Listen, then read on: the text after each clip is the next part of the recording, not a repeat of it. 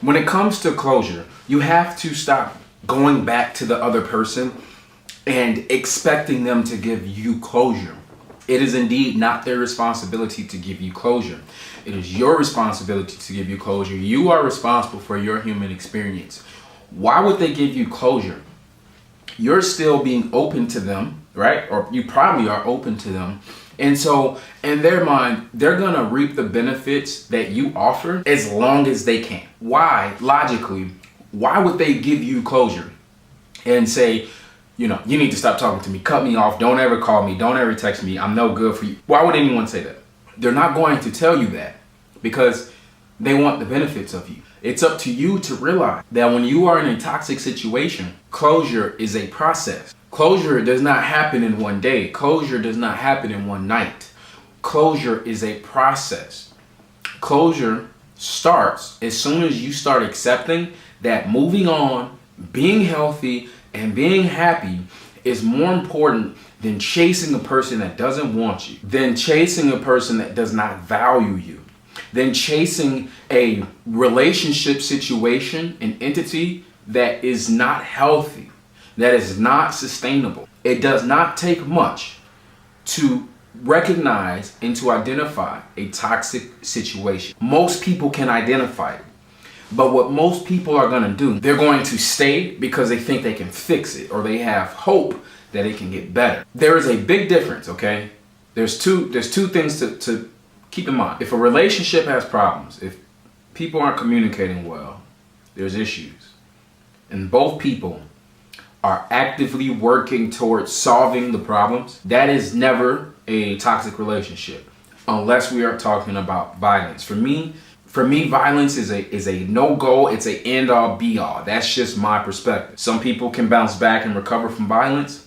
For me, it's the end-all, be-all for me. That also applies to a relationship with a parent and child. I don't believe in child abuse. I don't believe in child abuse. I don't believe in spousal abuse. I don't believe in fighting. I don't believe that two kids have to fight. I don't believe two adults have to fight. I don't believe in violence as a solution to solving problems. That's my personal belief. If you have a pillar over here where people are working together, trying to solve problems together, listening to each other, talking with each other, changing behavior and working on behaviors, that is not a toxic situation. That is a situation where people are having problems, but they're working together. That's normal. The other option over here is where it's lopsided. You have one person doing all the work of trying to repair or fix a relationship or fix a situation. If this person over here is doing it and the other person doesn't care at all, they even show you that they don't care, they tell you that they don't care, and the only time they come around is when it's convenient for them, when it benefits them, that is toxic. If that person puts you down consistently, they're making you feel dumb, and they're doing this by calling you names, putting you down, calling you crazy, things of that nature. This is a person that doesn't care about solving the problem. They don't. Not at this moment. Not with that behavior. So what you have to do is understand that closure is going to always come from inside of here. Maybe they break up with you and they don't give you an explanation. So here's a different situation. What I have right here is my book, Dear Soul, Love After Pain. And I just want to give you the 5 stages of loss and grief. I believe this information right here will drastically help the healing process. Healing is a process. Closure is a process. The 5 stages of loss and grief, it came out in 1969. There's a book called On Death and Dying by Dr. Elizabeth Kubler-Ross. Okay, she came up with this, she put it in her book. She proposed the idea about the 5 stages of loss and grief. 5 stages of grief and loss. Denial and isolation, anger, bargaining, depression, acceptance. Denial and isolation, anger, bargaining, depression, acceptance. It's very important that you know that, okay? Keep that information with you. Write that down.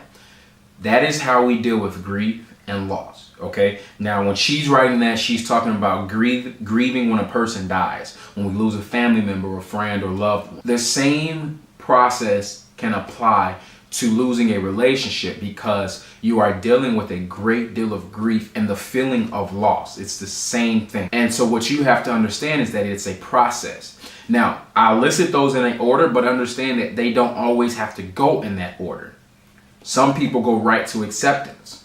Some people stay in denial and then go to acceptance. Some people go to depression and then anger. Okay, so understand that it is a process. The most important thing for you to do, all right, the most important thing for you to do is to tell yourself that you're not weak, that nothing is wrong with being sad because of a breakup. That is normal. That's normal. It's perfectly normal to think about them.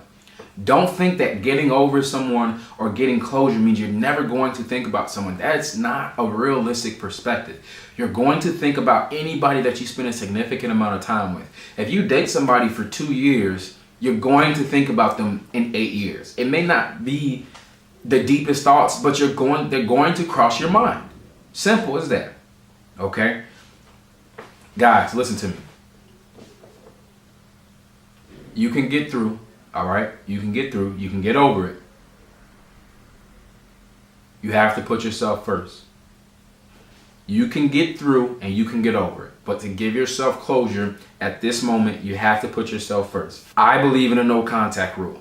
Okay, maybe you be friends with this person down the road, but after a breakup, after it's fresh, after you are trying to heal, we know it's over. I believe in a no contact rule. Change your phone number, block them on social media. This is about you. This is about you. This is not about them. This is about you, your healing process. Learn the 5 stages of grief and loss. Cut them off so you can heal, so you can breathe, exhale, calm, right? Because you want to be calm. You want to be relaxed. You want your shoulders not to have all that tension. You deserve that. And so you have to put yourself first. Healing is about putting yourself first. Getting over someone is about putting yourself first. Understanding that the relationship is now over and it's time for you to move on is about putting yourself first. Okay? Do this. Promise me that you will do this. Promise me one other thing. Don't talk bad about your ex. Because when you talk bad about your ex, you're creating the victim mindset in your head. You are making yourself a victim. Okay? No matter what they did to you, you have to wish them nothing but peace, grace, harmony, love, and abundance. If you cannot wish that for your ex, you will never heal. You will never grow from it. They might be a terrible person, but they didn't start that way, okay? And they started as a person you loved, and you stayed with them even when they were whatever they are. You stayed, okay? And that was your choice. And so because of that, when it's time to go, you need to respect that they gave their time as well. You gave your time. It's not wasted time. It was time you guys shared together, experiences that you taught each other, right? We're not perfect, so we can't just say that our ex is the problem. We're also part of the problem too. We allowed the madness to go on, so we all have to be accountable for it. So appreciate your ex. Be grateful for what they gave you.